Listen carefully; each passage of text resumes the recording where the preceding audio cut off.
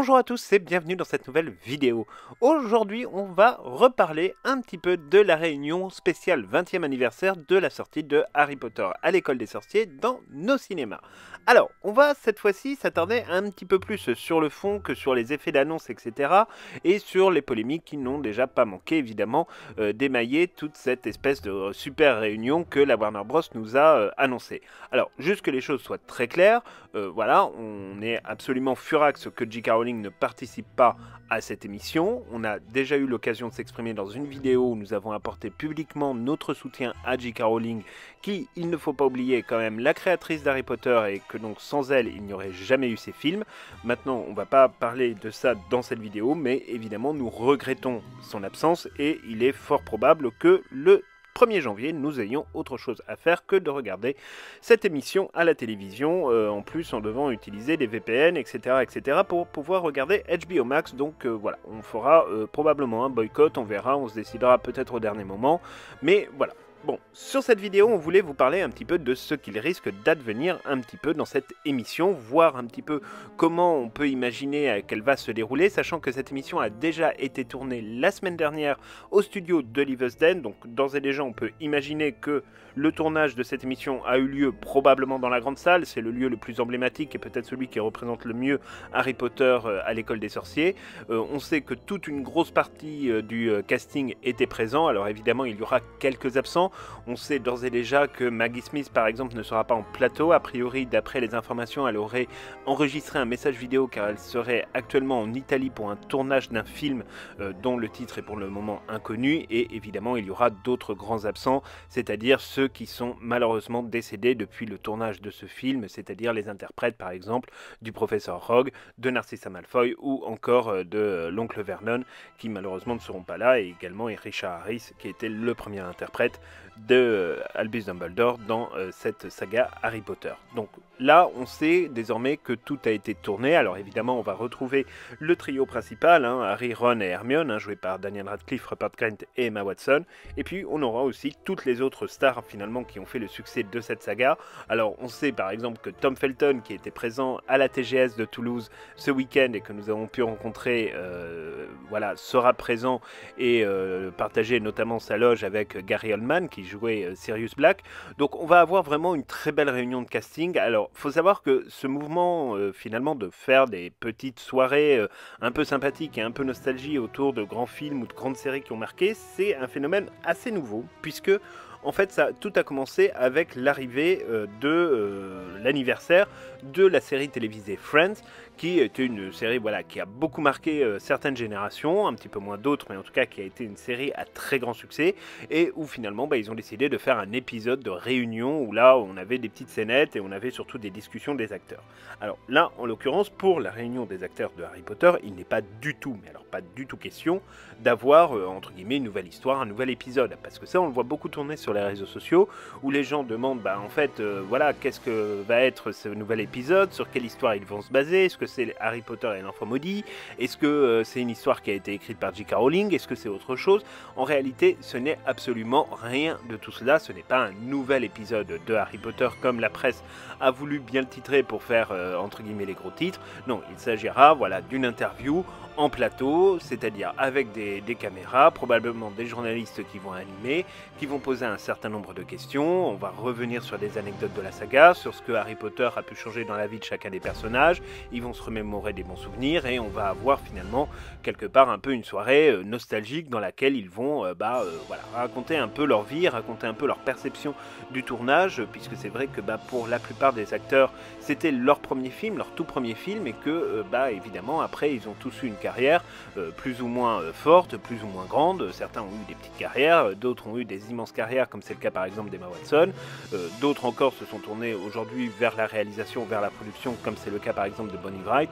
Donc voilà, on voit bien que si vous voulez, il y a beaucoup de choses à raconter, il y a beaucoup de choses à dire, et ça va être assez intéressant de voir comment tout le monde a pu évoluer après voilà, cette année finalement de tournage très intensif, enfin même d'ailleurs presque 9 avec les temps de tournage qui ont été assez longs, 8 films et évidemment des campagnes de promotion à travers la planète entière dans un contexte qui était quand même le contexte de la sortie des livres l'œuvre de J.K. Rowling qui évidemment fournissait à chaque fois des nouvelles occasions de communiquer sur Harry Potter. Donc voilà, on sait maintenant que le succès de la saga est ce qu'il est, c'est devenu une saga cinématographique absolument légendaire qui a su d'ailleurs se hisser à des niveaux très importants, puisque aujourd'hui on peut comparer la saga Harry Potter à la saga Star Wars, à la saga Indiana Jones ou à d'autres sagas qui ont fait vraiment beaucoup d'argent, beaucoup de spectateurs et beaucoup de fans à travers le monde entier. Alors ensuite, sur le contenu de cette émission, on espère que ça va pas être uniquement, entre guillemets, les bonnes séquences de retrouvailles où ils vont tous se prendre dans les bras, etc. et se dire c'était vachement bien ce qu'on a fait. Non, ce qu'on espère quand même, c'est qu'il y aura un petit peu de choses pour redonner, comment vous dire, un petit peu de magie dans le Wizarding World. Parce que c'est vrai que le Wizarding World, depuis maintenant 4 ans, c'est polémique sur polémique, toutes plus débiles les unes que les autres, condamnation des uns, condamnation des autres, enfin, ça en devient franchement assez assourdissant et assez insupportable. Et on voit là-dessus que la Warner a du mal à se tirer de toutes ces polémiques, qui pour certaines ont été créées par eux-mêmes et qui pour d'autres sont créées par une minorité d'agités du bocal qui se déversent sur les réseaux sociaux à la première crise entre guillemets d'urticaire qui peuvent leur prendre. Là, en l'occurrence, ce qu'on espère, c'est quand même un peu de positivisme. Et pour le positivisme, le mieux, c'est de se concentrer quand même sur l'avenir. Parce que quand on regarde en arrière, on est content de voir ce qu'on a fait. Quand on regarde devant, on a hâte de voir ce qu'on va faire. Là, nous, ce qu'on espère, c'est que effectivement, ce sera aussi l'occasion d'avoir finalement quelques images, par exemple, du futur du Wizarding World. Alors, est-ce qu'on va avoir de nouvelles images des Animaux Fantastiques 3, les secrets de Dumbledore? Pourquoi pas? Est-ce qu'on va avoir des images de Hogwarts Legacy? Ça serait quand même la bienvenue. Est-ce qu'on va avoir d'autres informations sur des futurs projets du Wizarding World? On sait que la Warner Bros travaille actuellement sur un certain nombre de projets. Il y a le projet évidemment de l'adaptation de Harry Potter et l'Enfant Maudit, dont le camarade Chris Columbus s'est dit prêt à réaliser l'épisode pour justement réunir l'ensemble de son casting, que c'était quelque chose qu'il avait envie de faire et qui était un petit fantasme selon ses propres termes. On sait aussi qu'il y a cette potentielle série télévisée donc créée pour HBO Max, qu'ils aimeraient pouvoir lancer assez rapidement. Là aussi, on ne connaît pas le thème, on ne connaît pas finalement l'implication que J.K. Rowling peut mettre dans ce projet, sachant qu'elle est déjà nettement occupée avec la saga des Animaux Fantastiques, mais aussi avec les aventures, par exemple, de Cormoran Strike, vous savez, ces romans polars qu'elle publie sous le pseudonyme de Robert Galbraith. Donc il y a tout un tas de choses sur lesquelles elle est occupée en ce moment. Est-ce qu'elle a le temps d'écrire une série télé, ou tout du moins de fournir une intrigue suffisamment intéressante? Ça, pour l'instant, on ne le sait pas encore. Mais on sait en tout cas que HBO Max et la Warner ont envie d'avoir quelque chose sur Harry Potter pour nourrir leur plateforme de streaming, parce qu'il est évident que ce serait un produit d'appel absolument génialissime pour aller concurrencer des plateformes de streaming comme Disney+, qui sortent des nouveaux contenus quasiment tous les mois avec des très grosses séries à base de Marvel et de Star Wars, ou aller concurrencer pourquoi pas aussi Netflix et surtout Amazon Prime qui dès l'année prochaine va balancer sa série basée sur le monde du Seigneur des Anneaux, où là évidemment il y aura quand même pas mal de choses à lire et c'est vrai que HBO Max a envie de tirer quand même son épingle du jeu. En plus, à partir de l'année 2023, ils seront présents sur l'ensemble du territoire, donc on peut imaginer quand même qu'ils auront effectivement une certaine volonté, une certaine velléité de présenter au monde des séries qui parlent à tout le monde. Et c'est vrai que les séries Warner, bon, on a la série DC, bon ça c'est quelque chose qui est très bien, mais surtout ce qui intéresse beaucoup c'est la saga Harry Potter, et il est évident que ça viendrait véritablement booster. Donc nous, ce qu'on espère vraiment, c'est que cette réunion ne sera pas que l'occasion, entre guillemets, de se retourner sur un glorieux passé et de se dire, bon merci, au revoir, on se retrouvera pour le 50e anniversaire. Ça, voilà, on n'a pas tellement envie de ça, on a envie vraiment qu'il y ait des nouveaux projets qui soient annoncés, qu'il y ait des nouvelles images, des projets qui ont déjà été annoncés, et pourquoi pas, on peut aussi rêver à de très belles surprises, pourquoi pas l'annonce, effectivement, de la réalisation de Harry Potter et l'Enfant Maudit, enfin, tout est possible, et c'est ça finalement qui est magique avec le Wizarding World, c'est qu'il y a encore des histoires qui ont été écrites par J.K. Rowling comme l'Enfant Maudit, qui méritent d'être adaptées au cinéma, même si c'est vrai, on vous l'avoue, qu'on préfère la forme théâtrale et que peut-être que la série serait mieux adaptée à la thématique de Harry Potter et l'Enfant Maudit que le film, mais bon, après tout, tout est possible, nous on est vraiment ouverts là-dessus, tout ce qu'on veut. Finalement, c'est que cette réunion nous permette de commencer l'année 2022 avec des bonnes nouvelles. Parce qu'on n'a jamais eu autant besoin de bonnes nouvelles dans un contexte quand même qui est très sombre, avec le Covid, avec la crise sanitaire qui repart, les variants Delta, Omicron, etc. etc. On a besoin d'avoir de bonnes nouvelles, et c'est vrai que le monde magique, c'est quand même un refuge qui nous a servi pendant les confinements, qui nous a servi pendant cette période de galère, voilà, de pouvoir trouver un monde finalement dans lequel on se sent à l'aise et dans lequel on n'a pas à craindre, entre guillemets, toutes ces conditions sanitaires qui sont quand même très, très difficiles à vivre au quotidien pour beaucoup d'entre nous.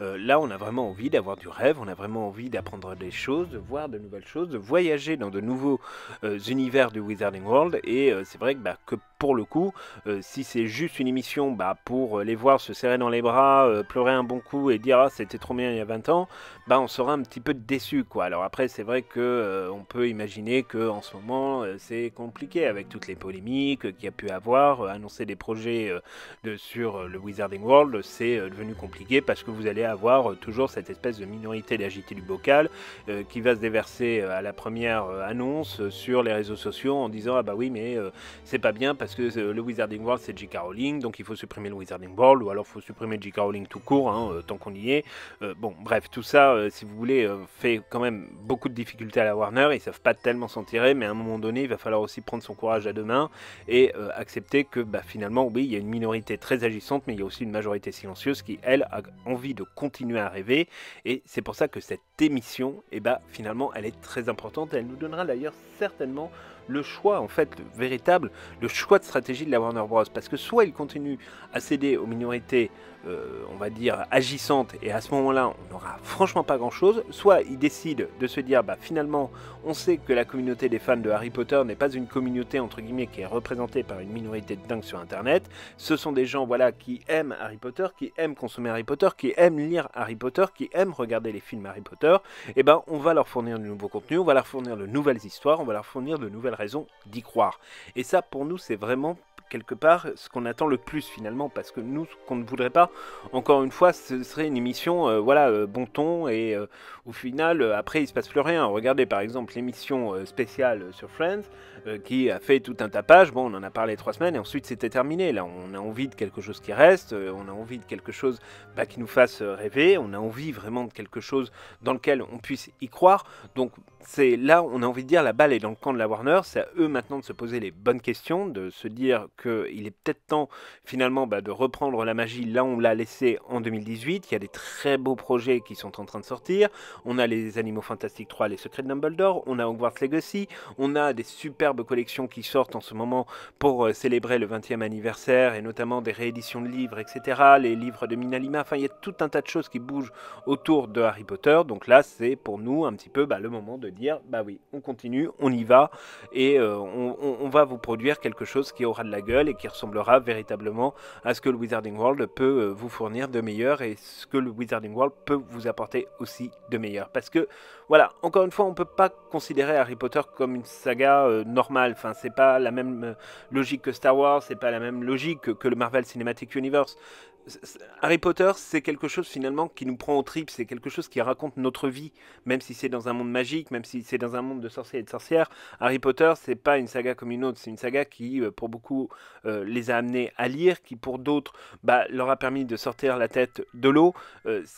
Voilà, finalement, Harry Potter raconte nos histoires. C'est pour ça d'ailleurs que le texte est aussi brillant. C'est parce que c'est un texte qui parle à tout le monde, qui parle aux adultes, qui parle aux enfants, qui parle aux personnes âgées, qui parle aux personnes en détresse, qui parle aux personnes pour qui, Dieu merci pour eux, tout va très bien. Enfin, il y a tout un tas de gens qui peuvent se reconnaître dans Harry Potter. Et là, en l'occurrence, cette cérémonie des 20 ans, ça ne doit pas être juste des stars qui se prennent dans les bras. Ça, pour ça, on a les tapis rouges sur les présentations de films, ça suffit amplement.